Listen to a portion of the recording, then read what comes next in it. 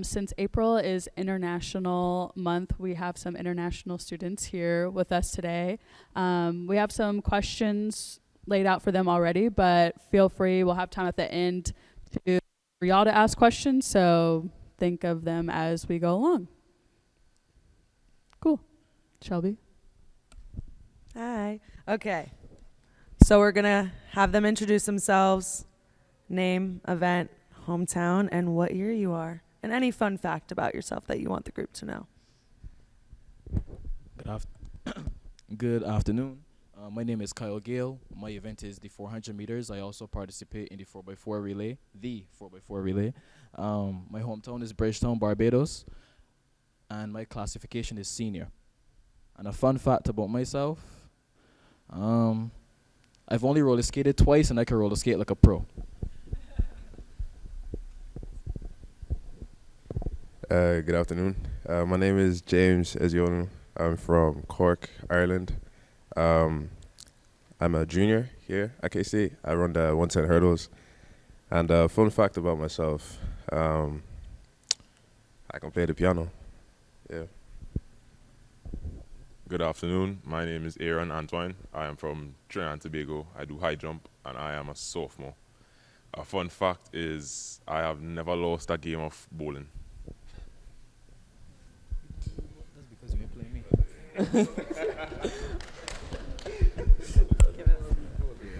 All right. So why Kansas State? Coach, that's it in a nutshell. So when I was being recruited, they had other schools that was in my radar, obviously, but when I would have spoke to Coach Avelto, it just kind of sold me on K-State. He told me that he wanted to rebuild the 400-meter squad in this program, and that's what made me choose K-State because of how, not just that, but also when I spoke to him, he seemed like a very down-to-earth person, and it just felt like home. Yeah, similar to what Kyle said, my situation was like, so I entered the transfer portal. So I was at Iowa State before, and I was coming back from a major injury, which required surgery and all that. And so when I was in the portal, I didn't even talk to K-State closer to like the end, right? And I met Coach Fabe, and then, he just like, I guess took me on board and really like told me that, yeah, we're going to look after you kind of thing. And assured me that everything will be good and smooth and all that kind of thing, like even if it goes left. And till this day, held up to his word. So, I mean, that's kind of why I chose K-State, if I'm being real.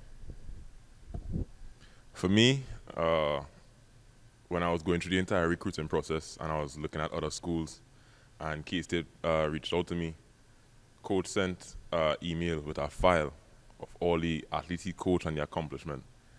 And when I read through that email, I look at my mom, I look at my dad, I say, I'm coming here, nowhere else but here. So I saw that and I was like, this is the school I came on a visit, talked to coach, I talked to the team, my teammates that I had at the time. And everybody was just cool.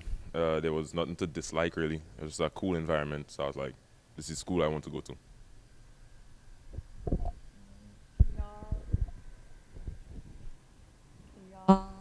Can y'all talk about your transition to Kansas, the good things, the bad things, all of the things? Oh, Lord.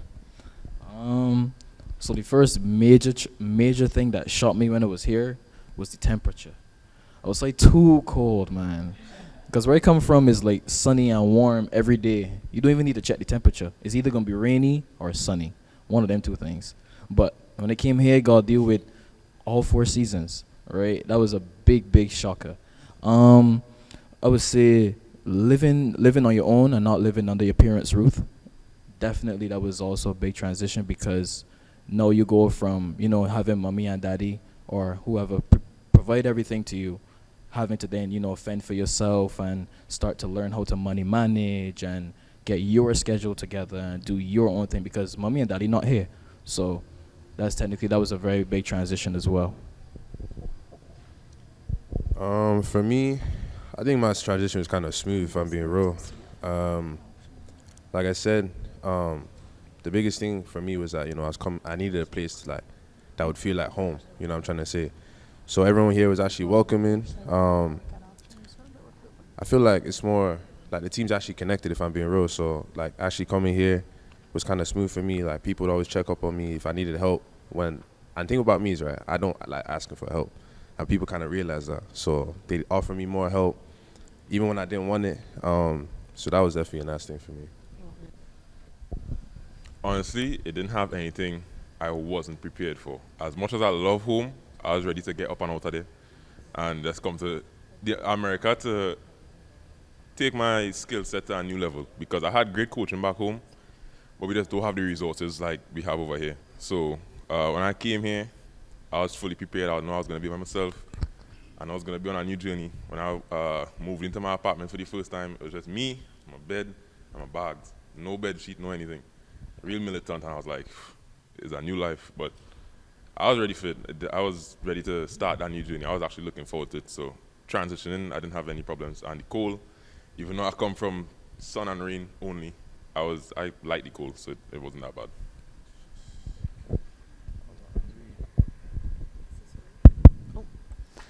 What areas in Manhattan do you feel most comfortable in, both on and off campus? On campus, the library, but this is because the library is kind of like a peace of mind. So like in between classes, I may just go and sit in the library. I may not be doing work, but just sit in the library, turn on, like, watch a little movie and thing.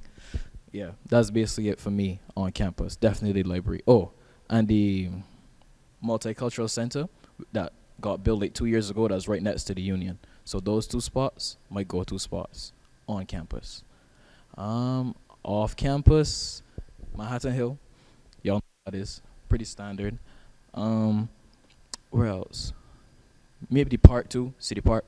So them two places for me. On campus, I'd say the student union. I mean, there's just a lot of stuff there to do, really, if I'm being real.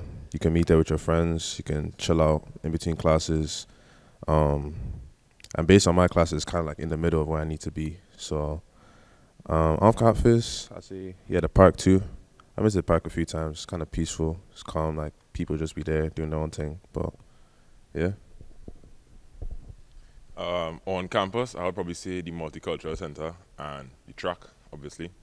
And off campus, my bed. That's it.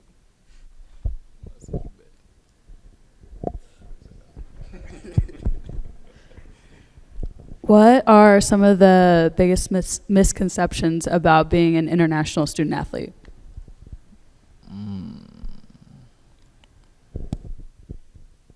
That we got it easy. Because I feel like a lot of people say, oh, you international, so you must be good, so you got it easy. Because, I mean, yeah, you may be on full scholarship, but as an international student, you may have it way harder because you still have to live up to what you came in with. You understand what I'm saying? And you don't have it as easy as people who may be in America because, they could just drive and go home. You know what I'm saying? They got the cars here. All their life is basically here. But when you come here, like, you're repping for your place and you have to carry that on your back all the time. So, yeah. Yeah, I feel like I continue from what you said. That's definitely true. I see people think that, internationals have it easy, really. Like, for me, when I first came to the US, my thing was homesickness. I was always homesick. Like, I remember for, I think 2 years straight, I was just straight homesick, like, just every single day kind of thing, right? And on top of that, too, it was like, I felt like there was just so much pressure from, like, being here and also from back home, too. Like, there's always pressure to perform. Like, if you don't perform good, your people back home going to be like, well, why are you in America if you're not performing good? Same as, like, if you're here, they're like, why would we bring you here if you're not going to perform good? So I think just, like, having it easy, it's not easy being international, especially with school as well. Like, you have to, like, let's say you're homesick, right? You still got to go to school, still got to go to this training, still got to do everything you got to do. And, like, it's not like you're just at home where you can just, like, have your people to rely on. You got to fend for yourself, Like I said, I don't like getting help. So I'd, like, bottle my stuff up, deal with things how I'm dealing with. So I think my thing was I had to learn to communicate. I was a terrible communicator before. But I think I'm getting better now, though, so, but yeah. I think, for me especially, the misconception was the culture shock. A lot of people was like, you go into a completely new environment, so it's going to take time to adjust. You're going to experience a lot of new things, which I did. but I just took it at face value. And when you kind of come prepared with a certain mentality, expecting change, uh, there's nothing to really feel shocked about. And further on what they say, you come out here, you flying your country's flag on your back. You every competition you go to, you representing your country. A lot of people back home looking, even though when you don't think they're looking, you see them reaching out to you, they posting your results, and you want to wonder like how they figure out all these stuff. So people back home still following you. So you still have to maintain a certain standard when it comes to representing your country. If you could pick one thing from your country or culture that you are most proud of, what would it be? One thing. You can do multiple. Multiple. Yeah, we won't limit you to one. Rum. So, rum. Yeah, so we're the creators of rum, if y'all didn't know that. I'm not a drinker, by the way, but we are the creators of that. So I feel like just being able to have that major impact on the world and just a drink. Also, another major impact that y'all don't know that we have. The first search engine, so that's like Google, was created by a Barbadian, right? So the way in which we use the internet nowadays was stemmed from my country. So those two things I'm proud of. And the food, flying fish. I actually really don't know if I'm being real. I see I'm just happy to be Irish in a foreign country, really. Like, to say that I'm actually Irish amongst, like, a bunch of American people would be like, oh, yeah, I'm Irish, too. It's just like, you're really not, though. Yeah, no, I take pride in my country, pride to say that, yeah, I'm actually an Irish person. But, I really don't know. I think that's just it, really. Like, yeah. I have three things. It will be the people, carnival, and most importantly, the food. Because, man, I think we easily have the best food in Caribbean, by far. It's not a debate because we have a pretty multicultural background across the country. We have a lot of East Indians and Africans. So we have a mix of dishes that we kind of put our own twist to. And carnival, I mean, people around the world travel to our carnival because it's a time of the year that, like, you get to be free, do what you want, just enjoy the music, enjoy our culture. So that is, and the people be friendly, but like if you get on our bad side, we could curse bad. But yeah, I think those three things I love about my country. Our food is better, huh? Barbados got the best food. B stands for best, you know? Right, what you say?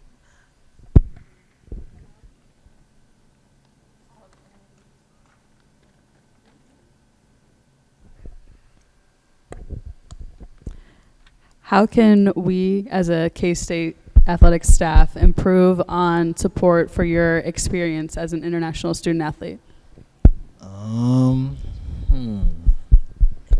Can we improve on support experiences international student athlete? I would say more comes down to, let's say, okay, so you know how we would get recognition for stuff we do in college. So like, let's say, so get like NCAA champion or NCAA recognize that. But us as international student athletes, we compete outside of K-State, right? So like last year, I competed all through the summer, right? I would have gotten bronze, silver, twice, 2 silvers and a bronze, right? So it's like more to recognize those achievements as well, not just the ones that are done for K-State, right? Because I mean, yes, we're doing for our country, but we taking y'all with us too. Because when someone look at us and see James, they're gonna be like, oh, he from Ireland, but oh, he goes to K-State. So all those things go with it. So when we go outside of here, we don't just take our country, we take y'all as well. So I feel like that would be a good way. One thing I think athletics could do is, I guess, just recognizing the international students more. Because I obviously know the international students office, like ISSS, they normally, have like international students days, like recognize their cultural days and stuff like that. I think just introducing more things to just like, I guess, make that at least feel like, feel home here as well. Because this week I had the opportunity to meet some people from Ireland, right? And like, I know it's just meeting people from Ireland, but I felt like I was like, damn, like yo, we can like have a like normal conversation right now and like understand each other on a different level. I felt good. So I feel like just doing little things like that, you know, let's say just like around athletics, like yo, it's Ireland, whatever, or it's like, you know, it's something to do with Barbados or Trinidad or something like that. That could definitely go a long way. I think media representation. There could be probably a bit more media representation, like especially for achievements. We have athletes from different countries doing stuff like breaking their area records, and I think achievements such as that should be recognized a lot more. Other than that, there's not really much I could think of besides that. I think we could strive for better media representation of the international athletes.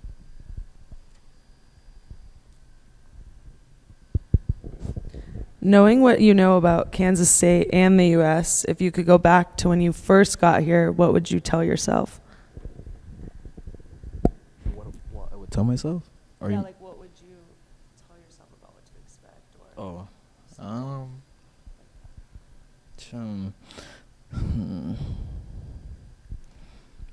See, the thing is with the US is so unpredictable.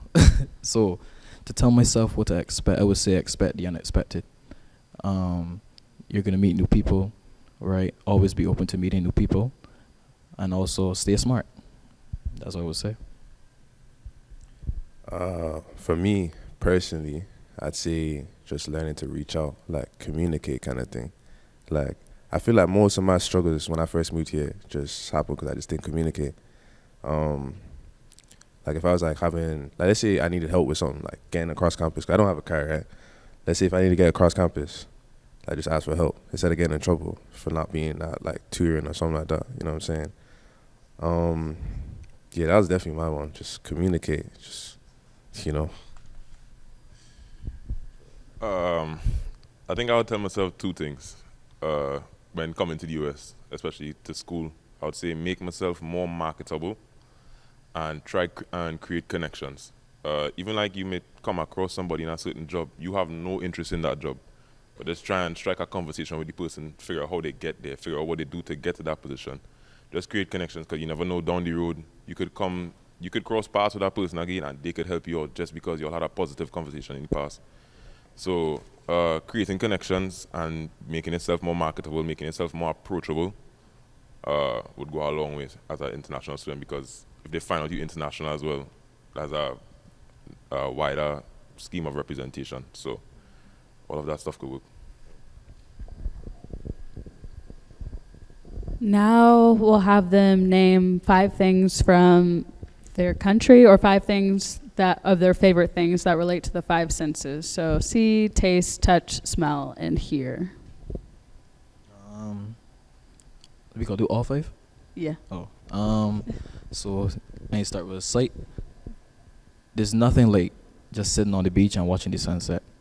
The waves, calming, you know, people inside the water, bathing, you know what I mean?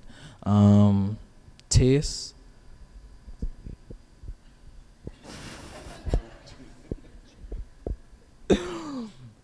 Okay, lamb stew with brown rice, macaroni pie, tossed salad, coleslaw, macaroni salad.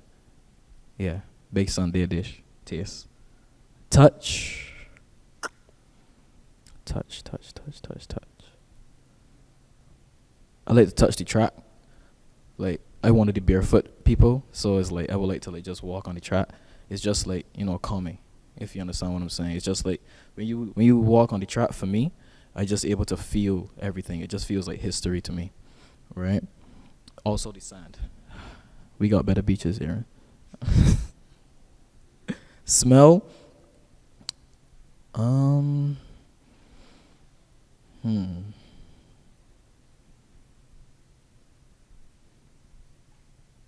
A good cologne and lotion mix, right? Millions alongside fresh water from Bath and Body Works. And hearing, just music. It don't matter where it come from. When it's good music, good music. That's what I'll say. What's the first one? Yes, I say for me, obviously it's raining outside, right? I feel like it doesn't rain as much in the US, so you guys won't really understand that. But I love it when it rains. The grass is always greener, so definitely that. The rain, the grass, the wind. Um, Taste. Obviously, you guys know that in the US, the age limit is 21, but back at home is actually 18. So I grew up around a distillery, a whiskey distillery. You guys know Jameson, right? I grew up like 5 minutes away from that. So I say a good, nice Irish whiskey, Jameson would be real nice. Sunday roast, shepherd's pie. Yeah, I love those too. Touch.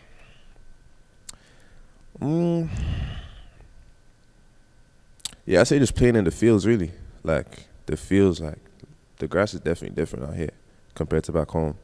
So I'd say definitely the grass as well, because we train on grass as well back at home. Smell, yeah. When you go overseas, right, you're going to know that the air is different, like really, really different. So I say smell is definitely a big one, just smelling the air outside. Like, fresh air is real fresh air back home. And here, in the cities and towns, we hear like a lot of cultural Irish music. So like bagpipes, just flutes, all that kind of stuff. I say stuff like that really back at home. That's what I miss. For sight, I would say the beaches. And I'm going to argue who have better beaches between Barbados and Trinidad, but I would still say Trinidad. Taste, the food for sure. With the East Indian cuisines like the curry foods, we have the Creole foods. I would say food for taste. Touch, I would go with our national instrument, the steel pan. It's to me one of the most beautiful sounding instruments in the world. We take oil drums, we cut them and we tune them to make a really nice sound. Smell, food, still, and hearing, I would say music, because like during carnival times they have trucks on the road with huge speakers just driving up and down playing music, and you would see people in their regular cars with big speakers like in the trunks, in the back seat, blasting music all 11, 12 in the morning. Just is pretty cool, but sometimes kind of annoying, but I still love it. Questions? Does anybody in the audience have any questions for them? I'll bring the mic around.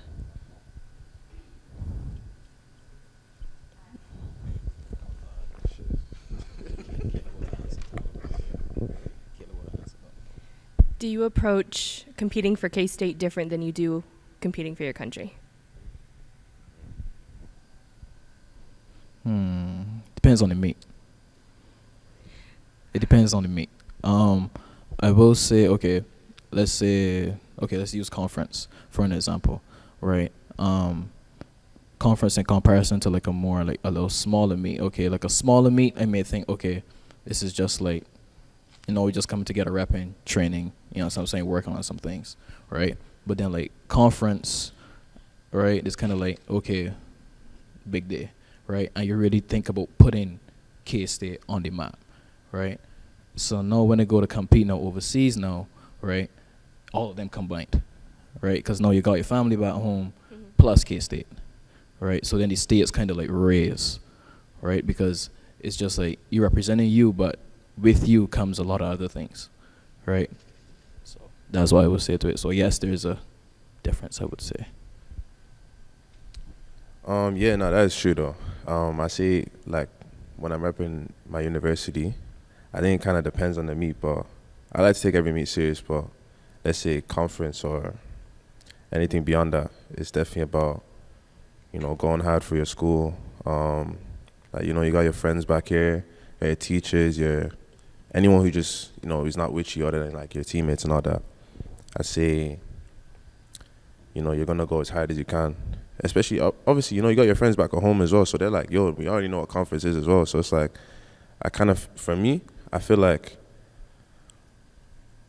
I'm always like repping my country and my school, as well as like back at home as well. So if I'm repping my country, I'm also repping my school as well. So I feel like they just both go hand in hand.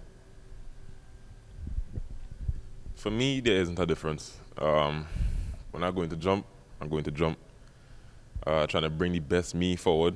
So I could have on a purple shirt, I could have on red, white, and black. I could have KState, it could be Trinidad and Tobago. It doesn't matter. When I'm going to jump, I'm going to jump. I'm trying to win. I'm trying to be better than my last competition. So I kind of face every meet with the same mentality. It could be a minor meet, it could be conference, it could be some small meet on the side. If I'm going to jump, I'm trying to be better than my competitors. I'm trying to be better than my previous self.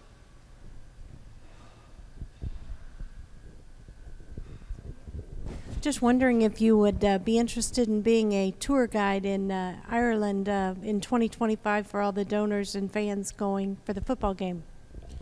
Yeah, I actually would, not gonna lie. So yeah, I had the privilege of meeting Mary and Sean this weekend, and yeah, it was definitely a nice experience to just know what was going on in next year. I live close to Dublin, so I also know a few people in Dublin, like around the Aviva as well. So I say yeah, definitely.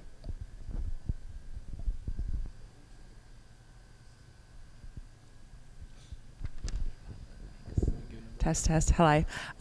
James, this is for you. You talked about being homesick. Sorry, back to you. But it lasting for like 2 years. Was there anything that you did that helped you overcome being homesick specifically, or did it kind of just like gradually start to like go away? I'll be so honest with you, right? I hit the portal. I feel like it just depended on my environment as well. Like homesickness contributes like a lot. There's a lot of things that can contribute to that. Like people you're around, obviously just missing home. But I started to think like, why am I missing home so much when all I wanted to do is come to the US? Like it wouldn't make sense. You know what I'm saying? So I spoke with my mom, and she's like,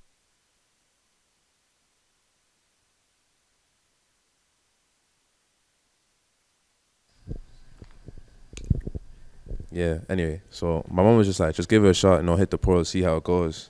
And like, that was one of the things I always made known to every other coach, was that if I'm coming to a school, I want it to feel like home. Like I want to make a second home, basically. And Coach Fabe, he's international too, right? So he's from France. So he already understands me like inside out. Like he understands what international students go through, left, right, and center. And luckily, I have a lot of international students here too. So it's like, it's just been a lot easier. And honestly, I feel like I am building a second home as well. So it's not, I haven't really been homesick since I've gone here, if I'm being real. But yeah.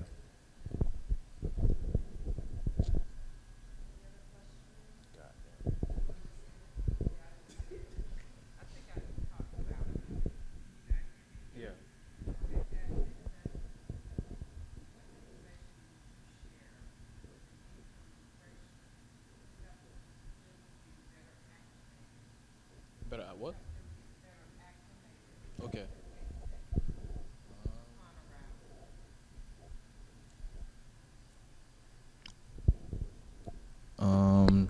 Number one, this is not home, right? So people are different, right? Culture is different. You're in a different environment. So that's number one. What I would kind of like tell them, right? So don't expect the same things that fly back at home to fly here, or you know what I'm saying? Kind of like get them like, okay, yeah, you are not at home. Kind of get them in that mindset, right? And also, like, if they're stuck in their ways, try to get them to be more open to change, right? Be more adaptable, right? So that's what we most likely tell freshmen.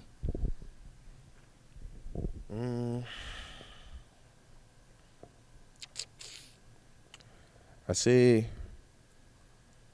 yeah, just like expect the unexpected, really. Like, it's not going to be easy when you first get here. Everyone's different. It might be easier for one, it might not be easier for another.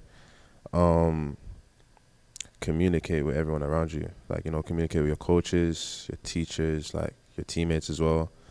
And also just like,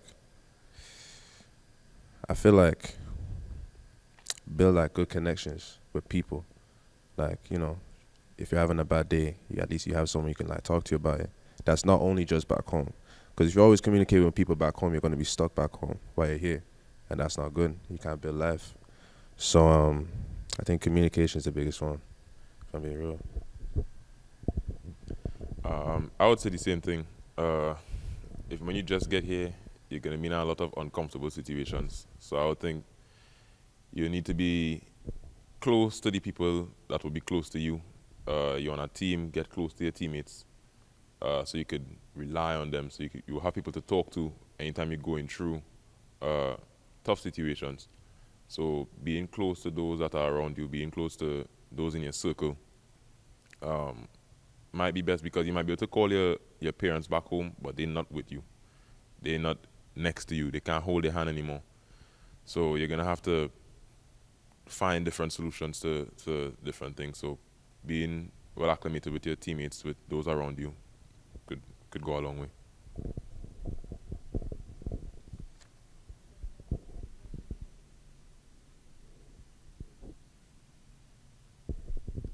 Well, thank you guys so much for taking time out of your day to come talk with us.